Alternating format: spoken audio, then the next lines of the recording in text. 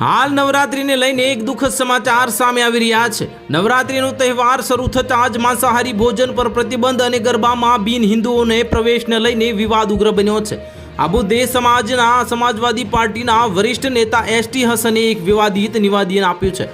તેમણે એક તરફ નવરાત્રી દરમિયાન માંસાહારી ભોજન પરના પ્રતિબંધોનો વિરોધ કર્યો છે, પરંતુ બીજી તરફ ગરબાના આયોજનમાં મુસ્લિમ યુવાનોની ભાગીદારીનો પણ વિરોધ કર્યો છે। તેમણે મુસ્લિમ છોકરાઓને હિન્દુ છોકરીઓની પોતાની બહેન ગણવા અને ગરબામાં ન જવાની સલાહ આપી છે।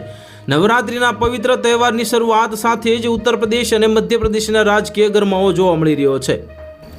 કેટલાક હિન્દુ સંગઠનોએ માંસાહારી ભોજન પર પ્રતિબંધ અને ગરબામાં પંડાલોમાં જ બિન હિન્દુઓના પ્રવેશ પર પ્રતિબંધ મૂકવાની માંગ કરી છે। આ મુદ્દે સમાજવાદી પાર્ટીના ભૂતપૂર્વ સાંસદ એસટી હસને નિવેદનોની એક શ્રેણી જારી કરી છે અને એસટી હસને નવરાત્રી દરમિયાન માંસની દુકાનો બંધ રાખવાની માંગ કરતા આક્રોશ વ્યક્ત કર્યો હતો। મુસ્લિમો અને તેમના ઘરોમાં ફ્રીઝરમાં રાખીને ખાય છે, તેને 5 સ્ટાર હોટલોમાં બીફ પર પ્રતિબંધ કેમ નથી મૂકવામાં આવતો? આ બધું વોટ બેંકની રાજનીતિ છે। તેમણે કહ્યું છે કે આ દેશ દરેકનો છે અને ફક્ત મુસ્લિમો જ નહીં પરંતુ ખ્રિસ્તીઓ અને શીખો પણ માંસાહારી ભોજનો લે છે। તેમણે આરોપ લગાવ્યો છે કે આ પ્રકારના પ્રતિબંધો ધ્રુવીકરણ માટે લાગુ કરવામાં આવે છે।